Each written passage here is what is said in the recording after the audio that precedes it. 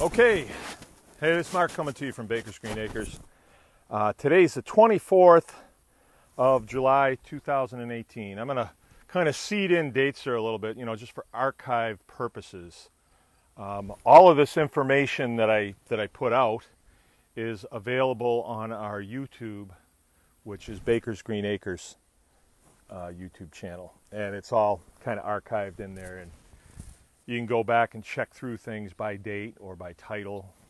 Normally, the system has changed about 10 times, but normally what's going to happen now is I'm going to do live videos only, and then Jill will catalog them on my YouTube channel. And I don't know if YouTube's going to like that. I don't know. We'll just keep going as we're going. And I realize too that I'm just giving you these videos, and we're only hitting the mountaintops. I'm only showing you like the end result, and that is the reason for Anyone Can Farm Homesteaders Guild to emerge. It's going to be like a personal consulting business where once a week on a given day you can log in, and then there will be a class, and you'll have a syllabus, and that class will be, let's say, about water. Just everything that I know about water and how to get water to your operation, and what it means, and all the ins and outs, the delivery systems, and all the stuff that I've picked up over the years. I'll have an hour, 2, 3 to expound on it and tell you what I know as if you were here, but it's all going to be on the internet. And we can even take this phone out and I can point to things. Or I think what I'll do is I'll have a bunch of training aids on my desk, and I'll be able to hold them up and say, see, this is what I mean by this. And you'll be able to sit there with your pen and paper and then ask questions, and you'll be able to get your materials list together and things like that. It's not a how-to homestead. That's not what it is. Homesteading is like, it's personal. There's books on it, but I don't know about that. To me anyway, it's a personal thing, and your thumbprint is going to be on it. So the Homesteaders Guild is going to be like a guide service, where we'll guide people into what they want to do, and maybe once in a while say, hey, I don't think I would do that. Or maybe I would say, like I do with my kids, if they're about to do something dumb, I watch them. And then it's the best, it's one of the best, learning aids. I don't know if I would do that. If somebody's paying me money for a guide service, I don't think I'd let them step on a landmine, for instance. No, I don't think I would, but you kind of know what I'm saying. But that's coming. We're putting the final touches on that. We have a meeting tomorrow night, and a person will be able to decide that they want to be involved in the Homesteaders Guild. It's going to have a cost. There's going to be an introductory cost to it. And I'm thinking about 10 weeks. And I'm thinking for an introductory cost, because I haven't done this before, I'm thinking about $300, $299, right? And if you're not happy with it at the end of it, you can tell me, I'm not happy with this. I could have got this from reading the book, and I'll just give it back to you. But if you are happy with it, we'll ask you to give us a little bit of a written, we'll ask a little bit of a written testimony about what was good, what was bad, and then stuff that we can put on the website, saying, well, this guy's the greatest guy in the world, this young and upcoming farmer, he knows. All right, you could do that too, or I could pay you to do that. Anyway, that's what's coming, and that is going to be the deep dive. So, like what I'm going to show you today is just kind of the end of the process, and I'll give you a brief reason why I'm doing this. And I think what this does to me anyway, it helps me to when I see other guys do this, helps me to think about, ooh, I could do that, or I could incorporate that part of that into what I'm doing. Or, you know, you can watch TV all the time and you're not really learning how to do much. But I think the time has come in American history where we need to all become more self-sufficient, and we're going to want to become more self-sufficient. We want to enjoy the simple pleasures of life, of, you know, my kid running down and handing me a cucumber that grew in the garden that we, you know, that type of thing. So that's where I'm coming from today, and I'm having a great day so far. I really am. I mean, it's just beautiful weather. We've gotten a little bit of rain lately, so I'm actually able to work out here and I'm not getting dusted out. And the hot, dry weather has really kind of put a kink in things. But as I'm about to share with you, in the homestead model, it's very forgiving. You know, forgiving is a word we use in aviation. Airplanes that if you take your hands off the yoke, they'll go straight and level, right? And my airplane buddy's going to know what that means. Well, that's kind of the thing with homesteading. If I have to leave here for a while, it's okay. Things are going to continue. They're going to stay in between the lines. You know, it'll be okay. I mean, I may have some weeds come in that I didn't want, but that's okay because weeds are good too. And I showed you that the other night. In this series that I want to do, the Homestead Cow, man, it's a deep dive. It really is, because when you consider all the aspects of it, wow, a person could dedicate, I would say easily, a couple of years of your life to this, to know everything there is to know about this. And this is, I'm just referencing what I know about it, you know. I'm not referencing the things that I don't know, because there's a whole bunch of things out there that I don't know. So, all right, what I'm doing today, and this is going to fall into the category of forage and also the homestead cow. Now, not everybody's going to be able to do this, because I've got a lot of components here that a lot of people might not have, all right? I've got a field right here, and this is roughly, I think it's 1.5 acres or an acre. And a little background on this field, see, it's up against the back of the barn, and this used to be where they would turn the cows out when they got done milking them. This farm never had more than about 10 milk cows on it. It was kind of the model that we're going back to. They'd milk 10 cows, they'd put the milk out by the road, wagon would pick it up, away it went, you know. And that was their money coming in that they used for things, but they didn't have a lot of need for money back in those days, not like we do now. You know, it was far different. That's a whole subject too.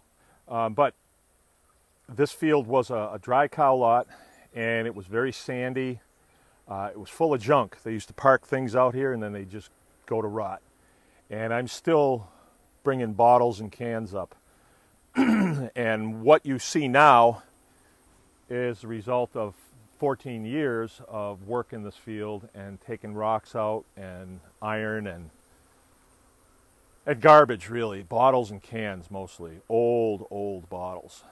This farm is turn of the century, so. So what I've done so far on this field this year, well, first let me back it up a little bit. This field was in terrible condition. And so what we did first time is we planted some rye on it, and we got this nice stand of this lush green rye. And then I put pigs on it. They ate it, brought it down, they took all the roots, they manured it all back, and the fertility of it was noticeably different the next time I planted it. So I've done that probably 20 times now, because I can do it twice a year with pigs. But as you know, we are not going to be raising pigs on this side of the farm. If you don't know, I'll tell you now. This is going to be cattle on this side, because this accesses my fields, and this is where I'm going to graze. My pigs are going to be on that side of the farm, and the only thing they're going to be grazing is what I plant for them, all right? Just forage crops, because it's worked out really well, and I like that. I got a feel for it. But this is going to be planting forages for cows, right? And this goes into a pretty deep thought, right? At least it is for me. Cows eat about 30 pounds of dry material a day. If they're on lush green grass, it will be less, obviously, because it's got so much water in it. It wouldn't be as much poundage. But their manure will get runny. If they're eating dry hay, their manure is kind of lumpy and hard, and that's okay too. But every day that a cow is eating, that is a cow day, right? So let's say that I'm going to keep 2 cows, which right now it looks like that's what I'm going to do. That's enough milk for my family, enough cheese, enough butter, and other things that we can do with it. There is a lot of things you can do with milk, and we'll get into that. So I need to provide them cow days in order to sustain them. So I can do that by buying hay from the farmer down the road. Sometimes square bales are $7 a bale, and a cow will eat a half a bale a day, about. So that can be pretty tough. Or I can graze them on areas that I can't get in with machinery, like this here, right? I could graze them in there. I don't own that anymore, by the way, so I'm not going to graze them in there. Or I can plant a forage for them, or I can cut my own hay and feed that to them, which I do. But the question is, can I cut enough hay off of this to feed my cows 365 days and just keep them in a pen up there? I suppose, but I'd have less cows. Let's say I want to just feed them dry hay for 6 months out of the year. Then the other 6 months I got to figure something else out. So I can graze them. Those cows will leave there, go down the lane, go out and graze, and then only come up to be milked. And it's costing me almost nothing, right? Because all the grass and stuff that they find in between the trees and, you know, in the lanes and stuff like that, I don't cut and bale anyway. Or something like this. Look at this. I mean, that's way too wet to get in there. This is usually a pond when it's not dry like this.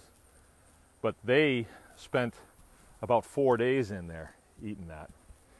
So it saves me a lot of money, and money is kind of a scorecard as to how we're doing things. If I'm not spending money on square bales to feed them, I can use that money on, let's say, a piece of equipment like this. This is my rotavator. Got it from my buddies over at Evils, and it's working really good. And here's the job that it's doing on this field. Now, as you may remember, I planted this field with Sudan grass. It's also known as sorghum. I like the name Sudan grass better. It sounds wild. It sounds African, you know. And I planted it. I got a good shot, and then it got real dry, and the weeds came up. The weeds that do well in drought came up and overtook it, and then my Sudan grass got brown on the tips. So I bit the bullet and turned it down, and then I went through it again, and I went through it again. And now what I have is a really nice field. I mean, I would just like to picnic out here. You know, it's nice and smooth. You can see up there where I haven't got yet. I haven't done that yet. And it's just beautiful. I mean, I will put a good seeding of Sudan grass on here today and get it turned down or covered up. And I'm going to be very excited to see what comes up. The fertility out here is through the roof. And Sudan grass, you know, I'll show it to you, but I've seen pictures of it and it's really cool. Now, what am I going to do with this Sudan grass? You know, what I'm hoping to accomplish here is to have an 1.5 acres here with a tremendous amount of forage on it that I will just let grow. And in the fall, Sudan grass, when I got to check on this and I'll get back to you, but I think when it freezes once, then you can let the cattle into it. But before it freezes, it's not a good idea, or it might be vice versa. I got to check on that because I've heard murmurings of that around, but I'm not sure. And I can just make a quick check on it, or somebody will fill it in for me. So I'll have a tremendous amount of forage just stockpiled here. And that's the best way to keep things, like keeping potatoes, for instance. Do we want to dig them all out, take them in the basement, a third of them go rotten, and the rest of them grow eyes? Or do you want to just leave them in the garden, and as you need them, you go out, you prepare it in such a way that you can go out and you can dig them out. They're nice and fresh, they're nice and sweet. Yeah, that's the better way to do it. So if I get what I want here and I have a huge stockpile of Sudan grass, then what I will do is I will allow the cows into it. Now I won't allow them into the whole thing, and that's where when we start talking about grazing, we have to take into consideration the nature of the animal and their psychology and how they would treat a field like this that was just covered in the land of chocolate for them. They would run all around and trample it down, and the stuff they trampled they'd never eat, or it would freeze. And so what we'll do is we'll come out here with a temporary wire. We'll stretch it between fences, and we'll give them about 10 feet, and then see how they do with that 10 feet. And then we'll move it another 10 feet. And then we're going to want to put up maybe a drag fence behind them. Maybe not. Maybe it wouldn't be necessary. In the summertime, it definitely is, and I'll get into that later. So that is the goal here. That's why I'm doing this. And to get it to this point, it was a long haul, but I think now is when it's going to pay. And let me say, when I say pay, I don't necessarily mean dollars, because the world that we're in here, it isn't a dollar world as much as, let's say I worked at a shop someplace and I had an apartment. That's dollars. That's all dollars, So I'm going to say gain, gain. If I can feed one of those cows for a day, if it's just a cow, she will give me, on average, about 4 or 5 gallons of milk a day, right? And that's just an average. Sometimes they're up way above that, and then sometimes they're not milking too good at all. And we usually dry them for a month before they calf. So that's quite a gain, and I'm not putting a lot into this. My time, yeah, that's worth something. The seed is negligible on a field this size. Negligible. It might be $10 in seed, diesel fuel plus the equipment. And I had said that I would make a video yesterday to start the series, and I probably had you all sitting on the edge of your chairs, and I wasn't able to because I had a problem with the tractor that took the majority of the day to get fixed. Just a hydraulic leak that's been a pain, but yesterday it got even painier. And so I got that done. And we're ready to go. This is what I've done. Made a few rounds last night, 3, and then I've made 2 rounds this morning. And I will have this finished up in less than an hour, and I hope to have it seeded before lunch. And I'll come out after lunch and I'll smooth it all out, and then we walk away. I keep the cattle out of here, don't want them on it, and then we just get to watch it grow. Okay, I'm going to cut it off there. I don't want to go too long, but this is Mark from Baker's Green Acres, and don't worry, I will be coming back to you with the information for the Homesteaders Guild, and I'm hoping that this is something that we can go long with it. We can go really long, because every day that I'm here, I'm learning new stuff, and that is one of the reasons why I can continue on this, is because it's just like this huge experiment, and there's discoveries every single day, and I can share those discoveries with my kids and with you, and that's, it's fun. All right, so I'm going to cut out. It's Mark from Baker's Green Acres. Anyone can farm.